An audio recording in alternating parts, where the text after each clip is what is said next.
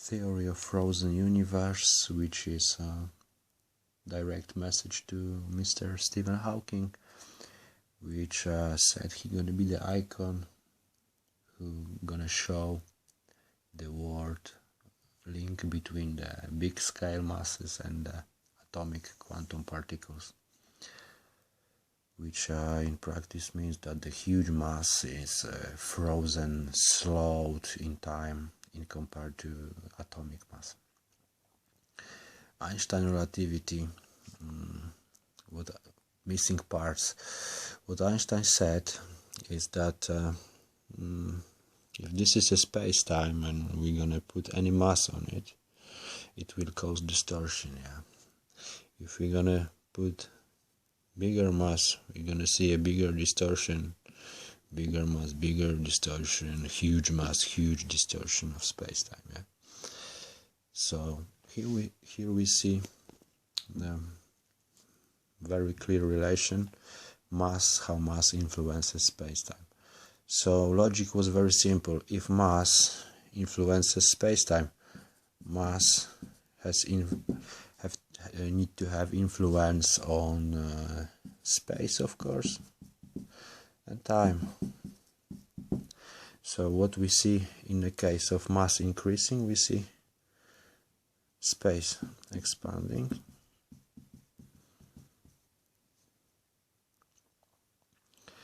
and what we see when we go down when we decrease the mass, what we see space contracting.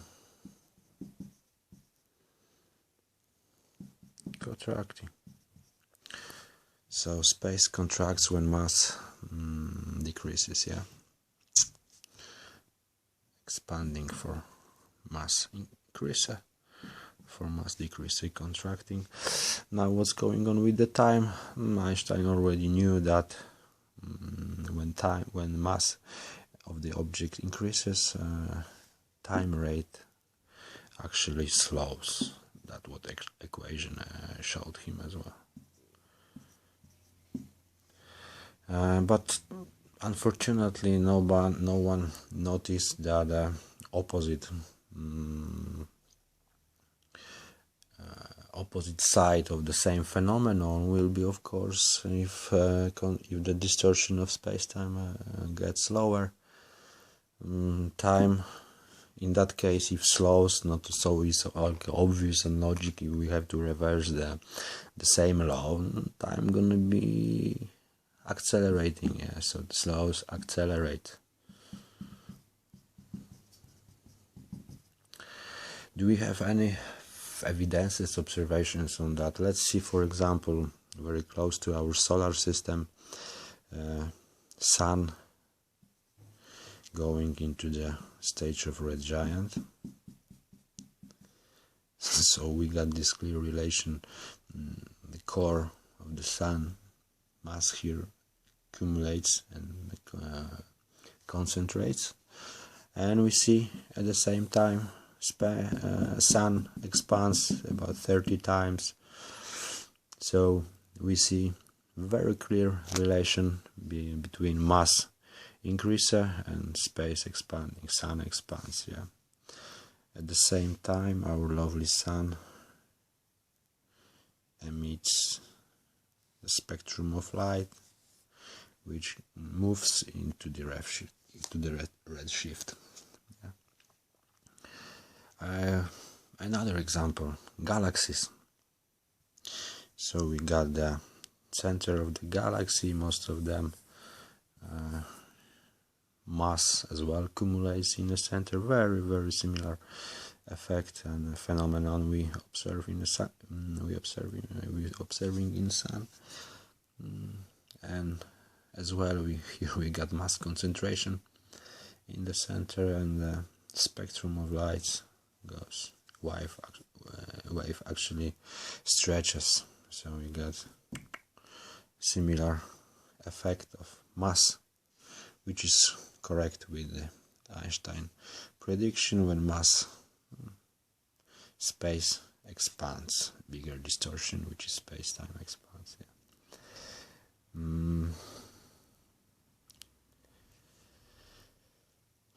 The missing part of Einstein theory was, of course, space contracting. No, actually, to be honest, that's the only thing which Einstein guessed as Einstein. That time mass increases causes time slow. Yeah, that's what actually the equation showed him. And but unfortunately, nobody noticed that very simple relation about the space expanding and mass increasing.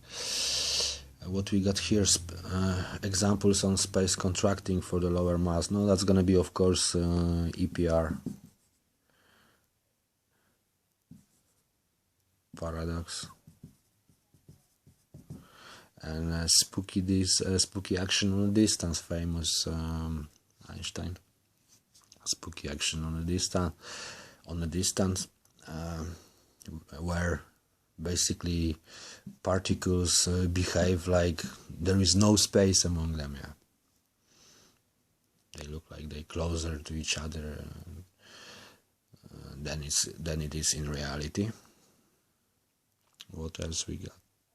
Time slows. Okay, space, time acceleration. For some reason, somebody said that they knew about that relation between the mass and distortion of space-time, but for some reason someone said the space-time is almost constant for the whole objects in the universe, even the sun, which the famous experiment with just a light, with a little band of light, which made Einstein superstar. So the official stand of science is that time and space is the same for even for such a huge object as the sun is the same for human, for earth, for electron, for insect, for bacteria. That's, in my opinion, wrong. Wrong analysis. It's contradicted with just even that simple example here. And latest research of scientific research suggests, for example, that insects, small little fly, they see the world in slow motion, in a bullet time matrix effect. So that's why it's harder to catch fly, because fly sees us in a little bit slow motion, and that's why we cannot catch it. But not only that, it's of course the whole atomic world, the atoms, for example. What I am saying, that's why all the probabilities, all the Einstein, all the Heisenberg problems with the locations and where the electrons, it's probably caused because the time on the scale of the atom is so accelerated, because of course the distortion of on the space-time, that you can compare it, for example, to the solar system, where the planet goes around the sun 9 billion times a second. Yeah.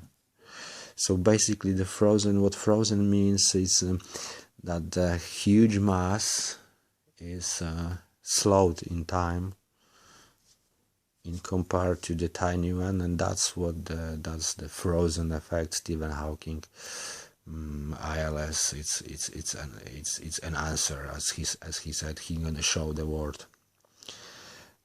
They trying to dismiss the God ideas and everything. The creator. They're trying to pass all these ideas that everything is matter of accident. It's actually a longer story to tell, but for now let's speak about the physics. And so that's how it looks like. Missing parts of Einstein analyse of relativity was, of course, space expansion, contraction for lower mass. It's obvious, if mass influences space-time, it must influence space, and it must influence time. Property of the time will, of course, going to be slow and accelerating, and property of space will be expansion and contraction. It's very, very simple. And all the other effects, and these are only consequences. All this strange, you don't need to provide any strings, you don't need to provide any Higgs bosons or membranes which collapses and creates some universes. You don't need dark energies, dark matters. For example, scientific point of view claim that there is between the galaxies, there must be, they even calculated with the mathematics, and that it must, between the galaxies, the dark energy must exist, which is actually pushing out all the galaxies. But this is like a stupid, in my opinion, explanation. We just see the very clear relation that mass increases, for example, and the space expands. Which space? What I'm saying is that the space,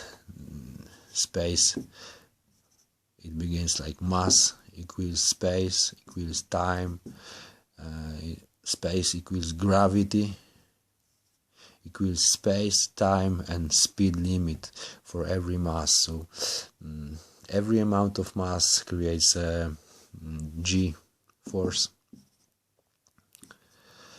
which then creates a space. But this is the same phenomenon. Gravity is a space-time.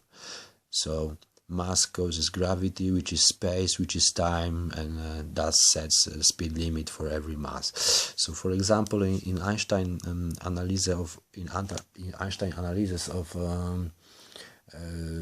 relativity, when the object speeds goes into the speed of light, they already knew, of course, about mass increasing.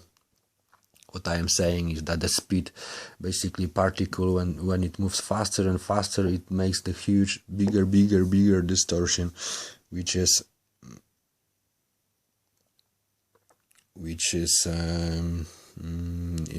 connected with the mass increasing and space expansion.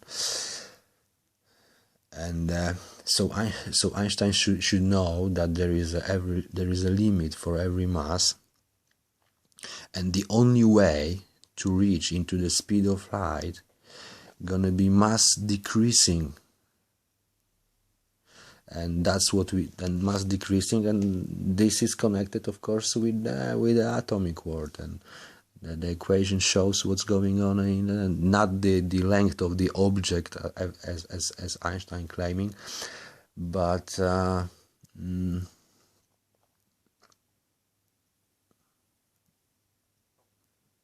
not the mass of the object, but the space, of course, contracts for those amounts of masses in quantum world. Yeah.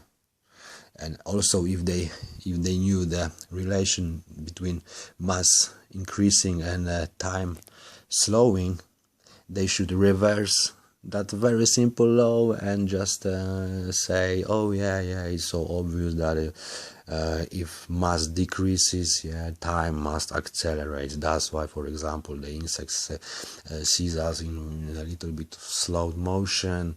That's why all the atomic probability and stuff like that.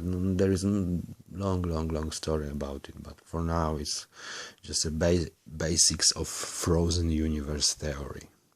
Thank you.